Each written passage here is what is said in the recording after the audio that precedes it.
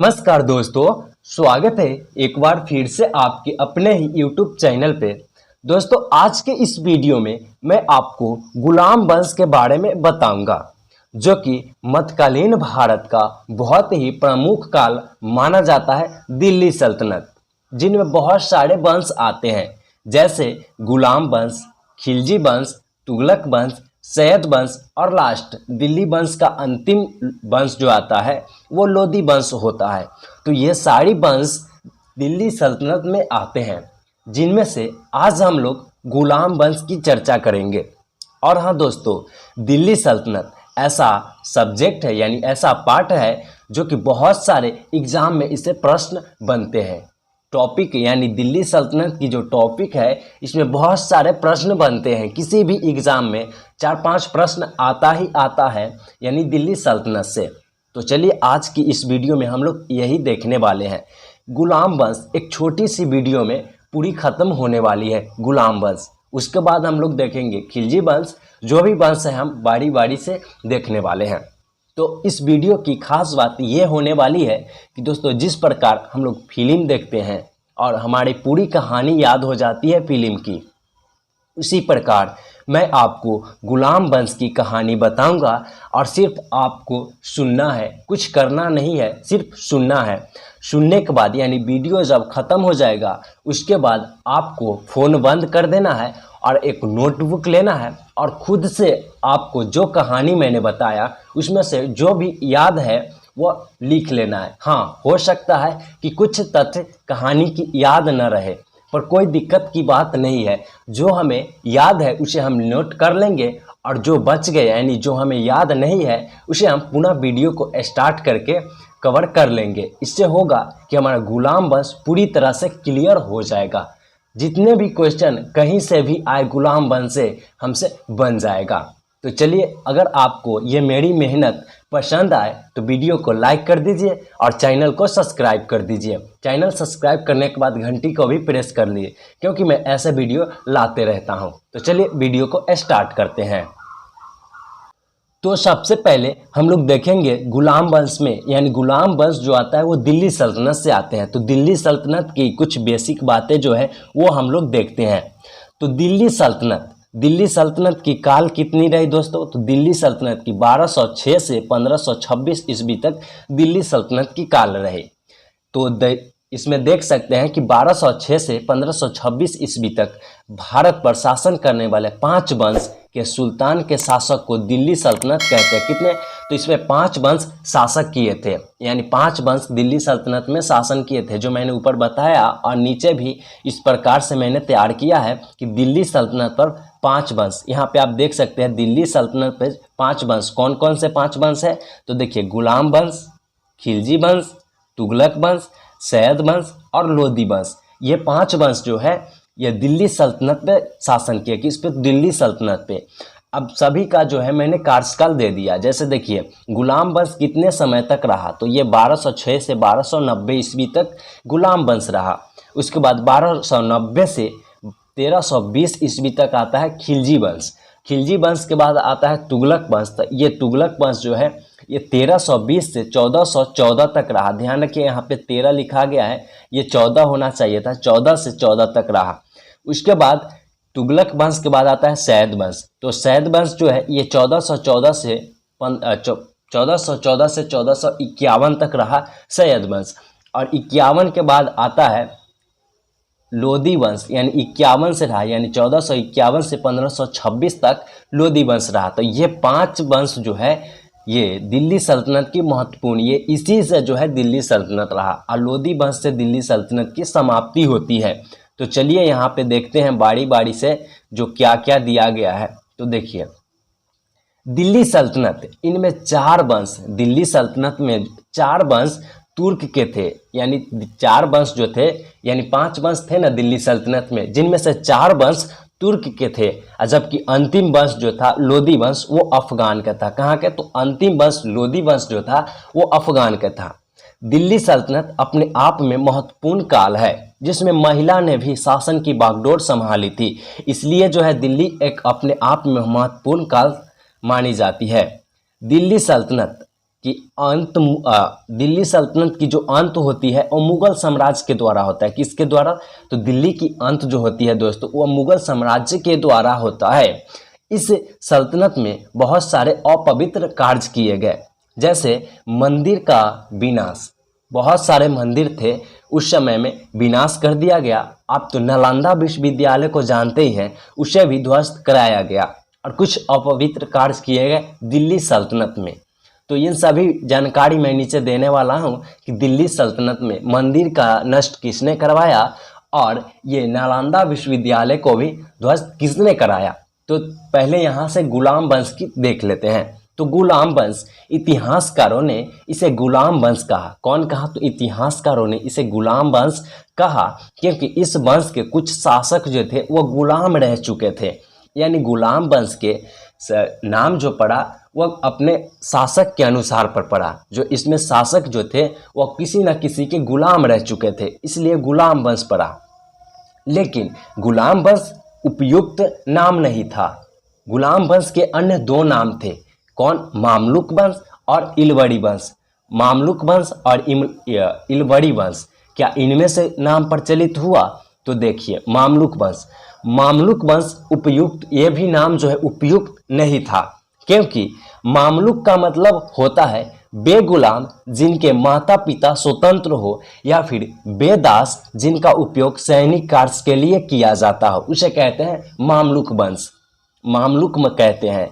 और उसके बाद तो यहाँ से तो स्पष्ट हो गया कि मामलुक और गुलाम ये नाम प्रचलित नहीं था। तो इलवड़ी वंश क्या प्रचलित था? तो यहाँ पे देखते हैं, इलवड़ी वंश, यह नाम सर्वाधिक उपयुक्त था। यानी यह नाम जो है गुलाम वंश और मामलुक वंश के अपेक्षा में यह बहुत ज़्यादा प्रचलित था, क्योंकि कुतुबुद्दीन ऐबक को छोड़ के बाकी सभी शासक जो था वह इलवड़ी जाति के तुर्क थे, इलवड़ी जाति के थे, इसलिए जो है इलवड़ी वंश प्रचलित हुआ।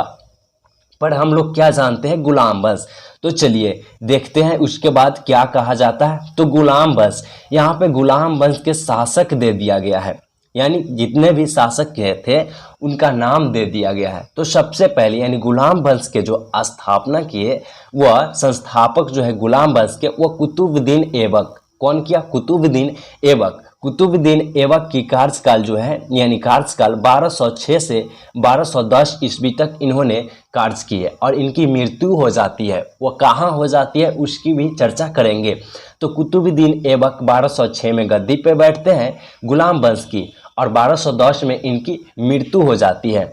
इनके एक पुत्र थे आराम शाह। तो आराम शाह इनके बाद जो है वो गद्दी पे बैठते आराम शाह। आराम शाह के बाद जो इनकी हत्या हो जाती है, आराम शाह के बाद आराम शाह की हत्या हो जाती है, और इनके बाद जो गद्दी पे बैठते हैं यानी कुतुबुद्दीन ऐबक के दामाद और इनके जो थे ये गुलाम, तो दामाद और गुलाम बैठते इल्तुतमिश। दामाद थे भी और गुलाम भी, तो ये इल्तुतमिश बैठते, इनकी भी कार्यकाल दिया गया है।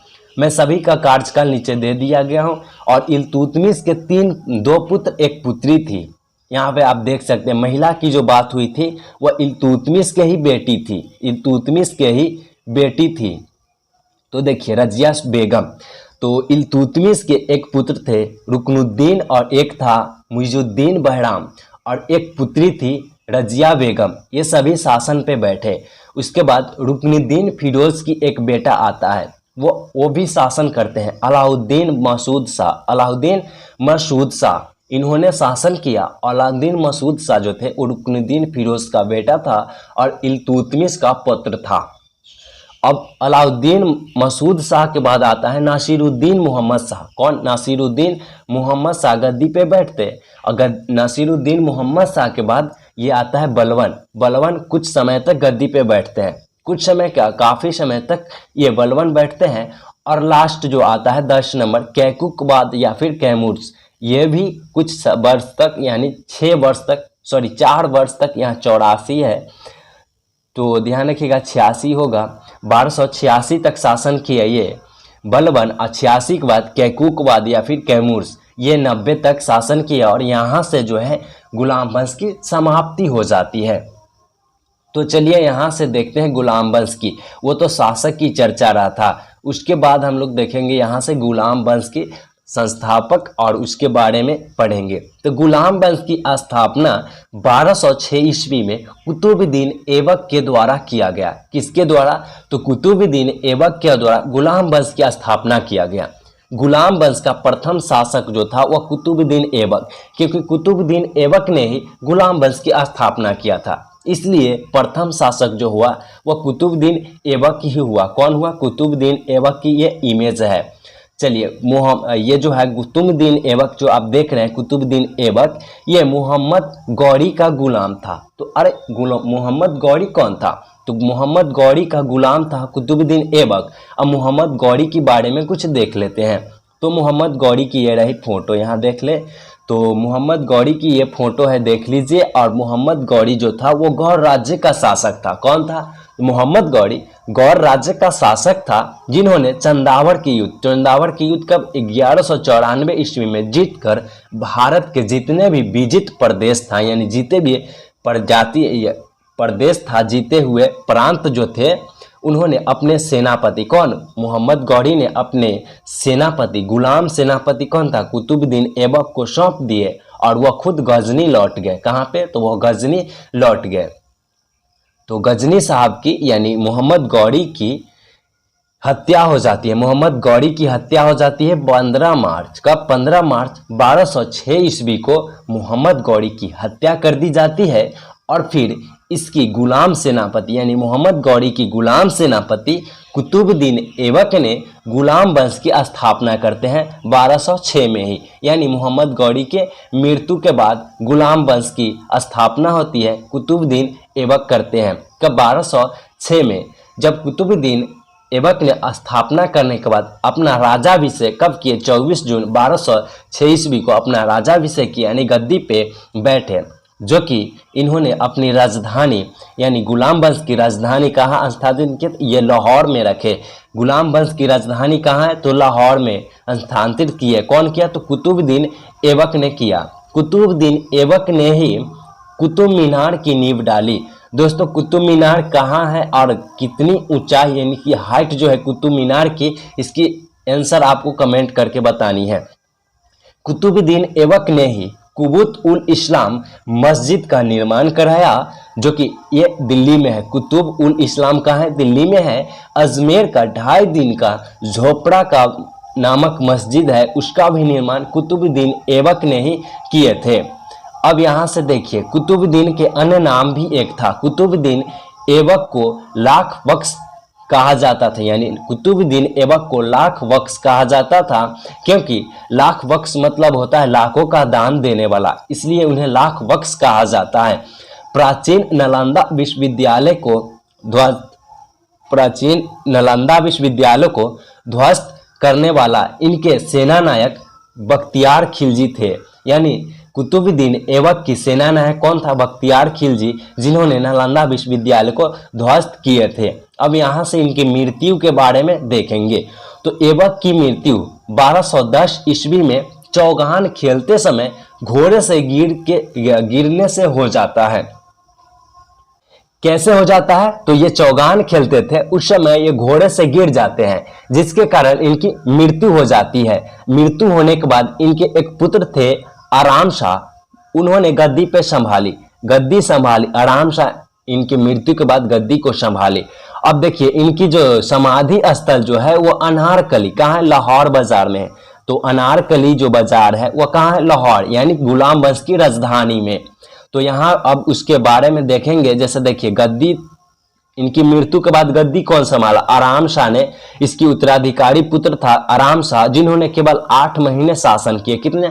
जिन्होंने केवल 8 महीने शासन किए। तो 8 महीने क्यों, उसका भी चर्चा कर लेते हैं। तो देखिए, आराम शाह की हत्या करके इल्तुतमिश 1211 ईस्वी में दिल्ली की गद्दी पे बैठ जाता है, यानी उसकी हत्या हो जाती थी। आराम शाह की हत्या हो जाती थी, जिसके कारण वो 8 महीने ही शासन किए। अब इल्तुतमिश आते हैं। तो इल्तुतमिश जो थे वो तुर्किस्तान थे, जो कि गुलाम और दामाद भी था। जो इल्तुतमिश जो था तुर्किस्तान था, और गुलाम और दामाद किसका था? तो ये कुतुबुद्दीन ऐबक का गुलाम भी था और दामाद भी था। तो ये रही इल्तुतमिश की फोटो। ये रही इल्तुतमिश की फोटो, यहाँ देख सकते हैं। तो इल्तुतमिश ने लाहौर से राजधानी को स्थानांतरित करके, यहाँ पे स्थापित लिखा गया है, स्थानांतरित करके दिल्ली ले आया। कहाँ ले आया? तो इल्तुतमिश ने दिल्ली ले आया। और कुतुबुद्दीन ने कहाँ किया था राजधानी? तो दिल्ली में, कहाँ किया था? लाहौर में किए थे। और लाहौर से स्थानांतरित करके दिल्ली ले आया। कौन? इल्तुतमिश ने। इन्होंने इक्ता प्रणाली को चलाया। इक्ता प्रणाली को कौन चलाया? तो इल्तुतमिश ने चलाया।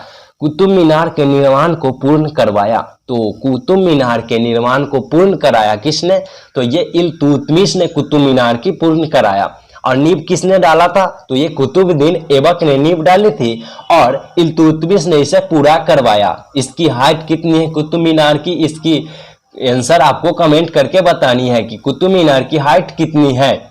इल्तुतमिश द्वारा किया गया कुछ महत्वपूर्ण कार्य, जैसे कुतुब मीनार को पूर्ण कराया गया। और इन्होंने सबसे पहले, इंपॉर्टेंट ये है, इन्होंने सबसे पहले शुद्ध अरबी सिक्के जारी किए। यानी शुद्ध अरबी सिक्के किसने जारी किया?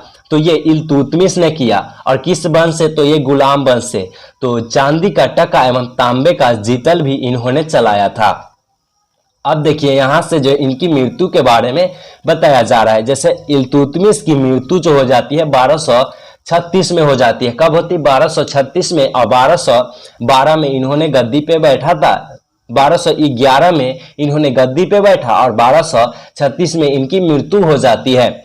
तथा इनके पुत्र, यानी इनके मृत्यु के बाद इनके पुत्र रुकनुद्दीन फिरोज ने 1236 में गद्दी पे बैठते हैं। कौन? रुकनुद्दीन फिरोज ने इनके मृत्यु के बाद गद्दी पे बैठते हैं, वह भी कुछ समय के लिए। जैसे देखिए रुकनुद्दीन फिरोज यह अयोग्य शासक था। क्या है? रुकनुद्दीन फिरोज थे वह रुकनुद्दीन फिरोज जो थे वह एक अयोग्य शासक थे, जिन्होंने इन्हें शाह तुर्कान के कारण इन्हें से गद्दी से हटा दिया गया था। रुकनुद्दीन फिरोज को शाह तुर्कान के कारण इन्हें गद्दी से हटा दिया गया था। और गद्दी से हटने के बाद इनकी बहन, छोटी बहन जो थी वह रजिया बेगम, इन्हें गद्दी पे बैठा दिया गया था। रजिया बेगम को गद्दी पे बैठा दिया गया था। रजिया बेगम को भी कुछ समय के बाद हटा दिया गया। जैसे रजिया बेगम जो थी वह प्रथम मुस्लिम महिला शासिका थी। प्रथम मुस्लिम महिला शासिका थी, इसलिए ये प्रचलित हुए। जैसे प्रथम मुस्लिम महिला थी जिसने शासन की बागडोर संभाली थी। कौन? रजिया बेगम।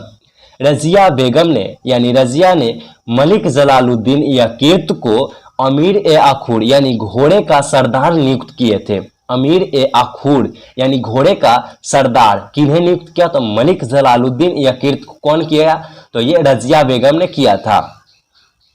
अब यहाँ पे देखिए इनकी शासन काल जो था वो 36 से 40 था। 36 से 40 किन की? तो ये रजिया बेगम की। रजिया बेगम यानी गौर तुर्कों को सामंत बनाने के लिए रजिया के प्रयास से तुर्क अमीर विरोधी हो गए। यानी गौर जो तुर्क थे इन्होंने क्या किया था? तो रजिया के सामंत बनाने के लिए गौर तुर्क जो थे इनके खिलाफ जो थे उन्हें सामंत बनाने के लिए रजिया ने प्रयास किया। पर इनके ही अपने जो थे यानी अमीर विरोध हो गए। तुर्की के अमीर जो थे इनके विरोध हो गए और इन्हें बंदी बना लिया गया। रजिया बेगम को बंदी बना लिया गया। और बंदी बनाने के बाद दिल्ली की गद्दी पर इनके भाई, छोटे भाई जो थे मुइजुद्दीन बहराम को गद्दी पे बैठा दिया गया। यानी इल्तुतमिश के छोटा बेटा मुइजुद्दीन बहराम को गद्दी पे बैठा दिया गया। अब इन्हें भी मृत्यु दे दी जाती है, यानी हत्या कर दी जाती है। अब यहाँ से देखिए रजिया की शादी हो जाती है। तो रजिया की शादी अल्तुनिया के साथ होती है। अल्तुनिया के साथ होती है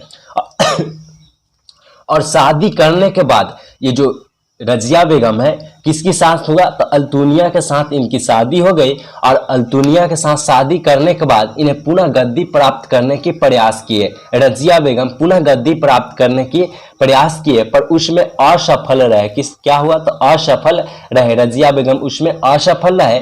और रजिया बेगम की 13 अक्टूबर 1240 ईस्वी को कैथल के पास गुंडों द्वारा, डाकुओं द्वारा हत्या कर दी जाती है। कब? तो 13 अक्टूबर 1240 ईस्वी को कैथल के पास डाकुओं द्वारा रजिया बेगम की हत्या कर दी जाती है।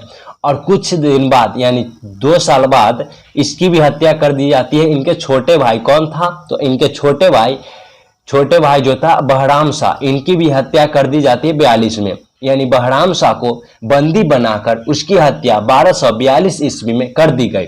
और बहराम शाह के बाद दिल्ली का सुल्तान अलाउद्दीन मसूद शाह 1242 ईस्वी में बने। तो मसूद शाह कौन था? तो ये रुकनुद्दीन फिरोज का बेटा था, रुकनुद्दीन फिरोज का बेटा था, यानी इल्तुतमिश का पुत्र था। इन्हें यानी अलाउद्दीन मसूद शाह को बलबन के षड्यंत्र द्वारा 1246 ईस्वी में अलाउद्दीन मसूद शाह को गद्दी से हटा दिया जाता है, यानी सुल्तान के पद से हटा दिया जाता है। किसके? तो बलबन के षड्यंत्र के द्वारा। और नासिरुद्दीन मोहम्मद शाह को सुल्तान बना दिया जाता है। कब? तो 1246 में नासिरुद्दीन मोहम्मद शाह को सुल्तान बना दिया जाता है। अब नासिरुद्दीन मोहम्मद शाह के बारे में देख लेते हैं। तो देखिए नासिरुद्दीन मोहम्मद शाह, ये रही इनकी इमेज। नासिरुद्दीन मोहम्मद शाह ऐसा सुल्तान थे जो टोपी सीकर अपना जीवन निर्वाह करते थे, यानी जीवन बिताते थे। इसलिए बलबन ने इसे सुल्तान बनाया था। ये एक रोमांटिक किस्म के, रंगीले किस्म के आदमी थे, यानी रंगीले किस्म के इंसान थे। नासिरुद्दीन का विवाह बलबन की पुत्री के साथ कराया गया। किनके साथ? तो नासिरुद्दीन की जो विवाह हुई ये बलबन के पुत्री के साथ कराया गया। और नासिरुद्दीन की जो बैठाया था गद्दी पर, ये बलबन ने ही बैठाया था। अब यहाँ देखिए नासिरुद्दीन मुहम्मद ने, इन्होंने एक काम किया। जैसे नासिरुद्दीन मुहम्मद ने बलबन को उगलू खां की उपाधि दी है। तो ये इम्पोर्टेंट होने वाली है, ये इम्पोर्टेंट होने वाली है कि नासिरुद्दीन ने बलबन को कौन सी उपाधि दी? तो उगलू खां की उपाधि दिए थे। कौन सी उपाधि? तो उगलू खां की उपाधि। उगलू खां की उपाधि बलबन को किसने दिया? तो ये नासिरुद्दीन मोहम्मद शाह ने दिए थे। अब यहाँ से नासिरुद्दीन के बाद इनकी भी हटा दिया जाता है गद्दी पे 1266 में। पर नासिरुद्दीन के बाद जो गद्दी पे बैठते हैं वह खुद बलबन बैठता है। कौन बैठता है? 1266 में खुद गद्दी पे बैठते हैं बलबन साहब। तो बलबन ये 1266 ईस्वी में बैठते हैं, पर बलबन नाम नहीं रहता। क्या? गियासुद्दीन नामक से बैठते हैं। गियासुद्दीन बलबन नामक के गद्दी पे बैठते हैं। जब ये गद्दी पे बैठते हैं तो इनका नाम बदल दिया जाता है, यानी गियासुद्दीन बलबन के नाम से ये दिल्ली की गद्दी पे बैठते हैं। बलबन का वास्तविक नाम था बहाउद्दीन था। बलबन का वास्तविक नाम क्या था? बहाउद्दीन था, जिन्होंने इल्तुतमिश का गुलाम था। तो देखिए गुलाम किसी न किसी का गुलाम तो सब है, इसलिए गुलाम वंश पड़ा था। तो ये जो है बलबन किसका गुलाम था? तो ये इल्तुतमिश का गुलाम था। और इल्तुतमिश किसका गुलाम था? तो ये कुतुबुद्दीन ऐबक का गुलाम था। तो किसी न किसी शासक किसी के जो है गुलाम ही है। तो अब यहाँ पे बलबन के बारे में देखते हैं। तो बलबन मंगोल के आक्रमण से दिल्ली की रक्षा किए थे। बलबन जो है मंगोल आक्रमण किया था दिल्ली पे, उस समय रक्षा किए थे दिल्ली की। सफल भी रहे, रक्षा करने में सफल रहे बलबन साहब। अब यहाँ से देखिए बलबन ने कार्य किया, क्या किया? तो राज दरबार में सिजदा एवं पैबोस प्रथा की शुरुआत बलबन ने ही की थी। कब? राज दरबार में सिजदा एवं पैबोस प्रथा की शुरुआत बलबन ने ही की। तो राज दरबार में किसने किया? तो बलबन ने ही किया। बलबन, यहाँ बलबन लिखा गया। बलबन ने फारसी रीति रिवाज पर आधारित नवजोत उत्सव को प्रारंभ करवाया। तो यहाँ पे पूछा जाएगा कि आपसे नवजोत उत्सव जो है वह किसने प्रारंभ किया? तो बलबन ने किया। और नवजोत उत्सव जो है वह किस पे आधारित है, यानी किस लिए मनाया जाता है? तो ये फारसी रीति रिवाज पे आधारित है। तो ये आपसे क्वेश्चन पूछा जाएगा। अब बलबन की कार्यकाल कितनी रही थी? तो ये 1266 से 86 तक रहे थे। 1266 से 86 तक रहे थे। अब यहाँ से बलबन ने कठोर लौ रीति का अपनाया था। कठोर लौ एवं रक्त की नीति अपनाए थे बलबन साहब। तो किसके लिए अपनाए थे? तो ये अपने विरोधियों के लिए अपनाए थे। बलबन ने कठोर लौ एवं रक्त की नीति अपनाए थे विरोधियों के लिए। किसके लिए? विरोधियों के लिए। बलबन के दरबार में फारसी के प्रसिद्ध कवि, फारसी के कौन प्रसिद्ध कवि? खुसरो, अमीर खुसरो एवं अमीर हसन रहते थे। आपसे पूछा जाएगा कि फारसी के प्रसिद्ध कवि अमीर खुसरो किनके दरबार में रहते थे, तो ये बलबन साहब के दरबार में रहते थे। या फिर अमीर हसन किनके कवि थे, यानी कौन से कवि थे, किसके कवि थे, तो ये फारसी के कवि थे और ये बलबन के दरबार में रहते थे। तो ये रही बलबन के बारे में। अब आता है बलबन के बाद गद्दी पे सैमुद्दीन कैमूर्स, यानी ये जो है सैमुद्दीन कैमूर्स जो है ये गुलाम वंश के अंतिम शासक थे। गुलाम वंश के अंतिम शासक जिन्होंने 1286 में गद्दी पे बैठे थे। तो देखिए गुलाम वंश के अंतिम शासक जो हुए वह सैमुद्दीन कैमूर्स हुए। सैमुद्दीन कैमूर्स हुए, ये 1286 में गद्दी पे बैठते हैं और 90 तक शासन करते हैं। इन्हीं के शासनकाल से गुलाम वंश की समाप्ति होती है। इन्हीं के शासनकाल से गुलाम वंश की समाप्ति होती है। तो गुलाम वंश के अंतिम शासक कौन था? कैमूर सैमुद्दीन। तो ये रहा गुलाम वंश के अंतिम शासक। दोस्तों वीडियो आपको कैसा लगा हमें कमेंट करके बताएं और अच्छा लगा तो लाइक कर दीजिए और चैनल को सब्सक्राइब कर दीजिए और घंटी को भी प्रेस कर दीजिए। और दोस्तों अच्छा लगा तो दोस्तों के साथ वीडियो को शेयर भी करें। जय हिंद दोस्तों।